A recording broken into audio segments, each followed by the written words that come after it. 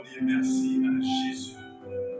Merci à Jésus pour ce temps de partage de sa parole parce que nous avons été bénis, nous avons été encore restaurés la semaine dernière et tout au long de cette semaine, Dieu a veillé sur nous. Nous voulons encore partager ce temps de culte par une exhortation que nous croyons que le Seigneur nous fera du bien. Nous voulons disposer nos cœurs ce matin. Nous voulons que le Saint-Esprit puisse encore nous enseigner par cette parole qui nous fera toujours du bien. Et nous voulons demander au Saint-Esprit de disposer nos cœurs, afin que nos cœurs puissent être réceptifs à la sémence que le Seigneur a prévue pour nous. Et que cette sémence s'enracine réellement dans nos cœurs et que nous produisions du fruit en abondance, tel que le Seigneur le souhaite. Nous voulons dire encore merci Jésus pour ce temps et je vous invite à écouter l'enseignement. Le thème de ce matin pour cette exhortation et pour ceux qui nous suivent, Jésus le garant de l'alliance. Jésus le garant de l'alliance. L'alliance dont on fait allusion ici, c'est la nouvelle alliance qui a été actée par le Père dans le ciel lorsque le sang de Jésus a coulé sur la croix de Calvaire.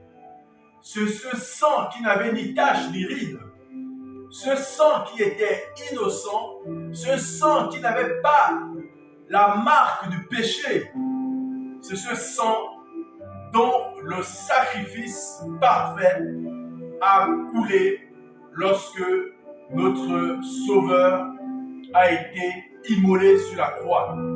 Et la nouvelle alliance qui consistait à nous ramener au Père, cette alliance d'autrefois qui avait été actée par le Père lorsque notre aïeux Adam avait été créé, avait été formé, cette alliance avait été simplement ternie le jour où Adam avait désobéi à Dieu.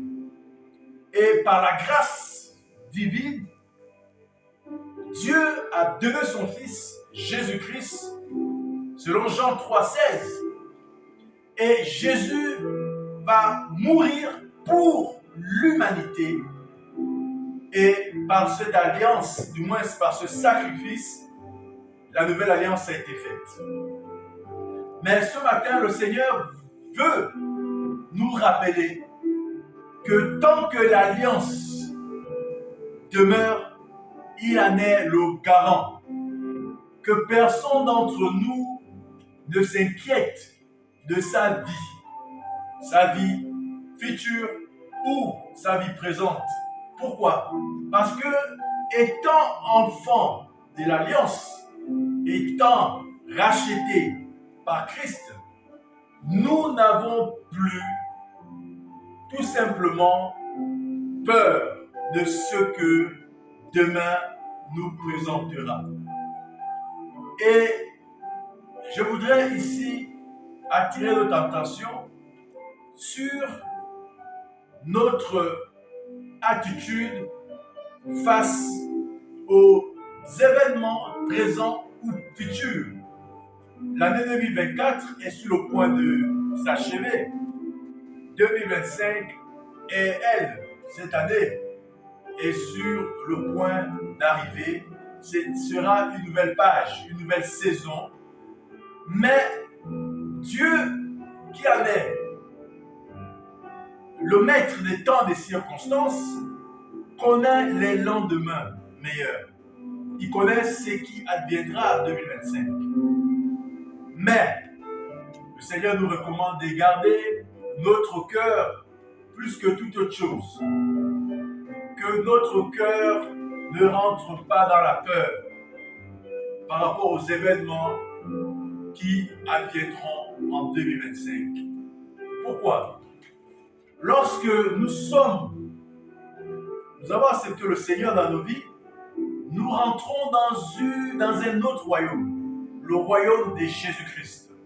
Dans ce royaume, la peur, l'inquiétude n'a pas sa place, ou du moins n'ont pas leur place dans ce royaume.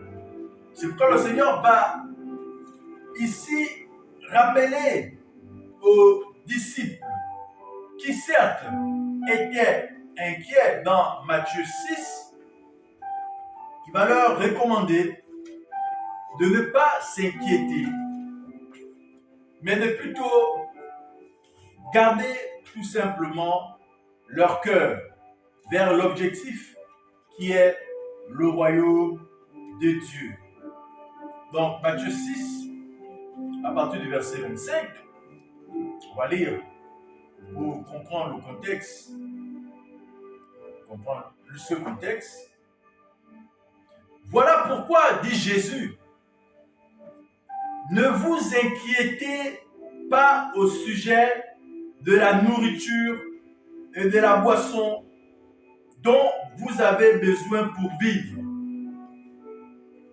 En 2025, il y a des événements qui viendront, qui sont des événements ponctuels, qui seront des événements inopinés, que chacun de vous ou chacun de nous vont suivre, du moins subir, ou du moins vivre ou rencontrer.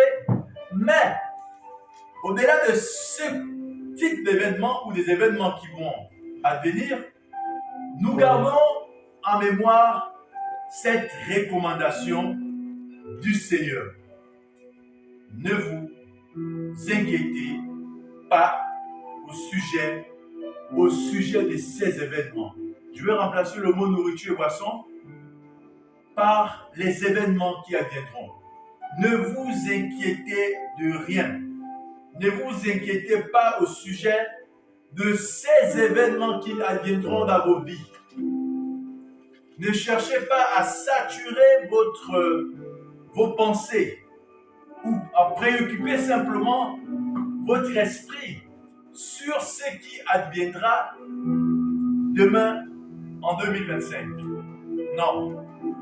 Dieu, notre Seigneur, est le garant de l'alliance. N'a-t-il pas dit que je serai avec vous jusqu'à la fin des temps? Voici ici les propos tenus par notre Seigneur pour toi, pour moi, concernant l'année qui adviendra en 2025. Ne vous inquiétez de rien. Ne vous inquiétez de rien. Ne vous inquiétez pas des vêtements, de ce que vous serez, de ce dont vous aurez besoin. Mais, je reviens et je rappelle ce que le Seigneur a dit. Toutefois, ce dont nous devons toujours garder à l'esprit, ou du moins l'objet prioritaire de notre quête, pour éviter de se saturer avec des inquiétudes, c'est de rester toujours connecté au Seigneur et d'avoir toujours dans notre cœur l'amour du royaume, c'est-à-dire chercher premièrement le royaume. Et c'est le Seigneur qui va le dire. Il dit, cherchez premièrement, en termes de priorité, restez connectés au Seigneur. Recherchez le bien. Cherchez premièrement le royaume de Dieu et sa justice. En d'autres termes, ne nous inquiétons de rien, restons connectés dans la présence de Dieu. Cherchons toujours le royaume. Faisons du bien à ceux qui en ont besoin. Prions pour la nation, notre nation qui est la nôtre, dans laquelle nous sommes, qui a besoin de soutien spirituel. Faisons du bien aux démunis, faisons du bien à la veuve et l'orphelin. C'est cela faire tout simplement la promotion du royaume. Et David avait compris, qui était un prophète dans le psaume 23, avait compris que le Seigneur était avec lui et il n'a jamais manqué de rien. Il n'avait jamais manqué de rien. Et il va même ajouter que le bonheur et la grâce l'ont toujours accompagné.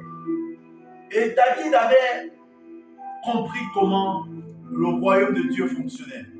Et nous, aujourd'hui, nous avons cette recommandation du Seigneur. Ne nous inquiétons de rien de ce qui viendra. Parce que l'inquiétude est un sentiment qui vient d'un autre royaume. Et ce royaume, c'est le royaume de Satan. L'inquiétude, c'est un souci excessif.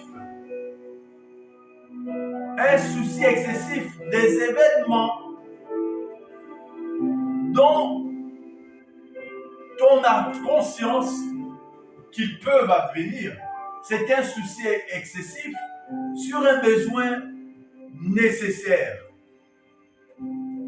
Mais le Seigneur nous rassure, ne nous inquiétons de rien. Cherchons premièrement le royaume de Dieu et sa justice. Et tout ce dont nous avons besoin, le Père le sait déjà. Tout ce dont tu as besoin en 2025, le Père le sait déjà. Et même ce dont tu as besoin en 2025, ce sont des besoins de 2024. Ce sont les besoins de 2023.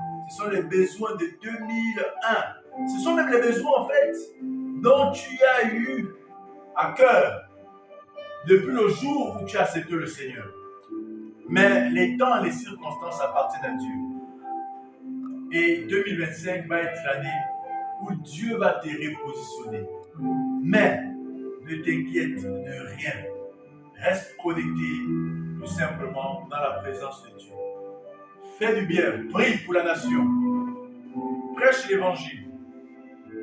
Annonce au monde, à ta famille, que Jésus est ressuscité. Ce qu'il a fait hier, il peut le faire aussi pour vous.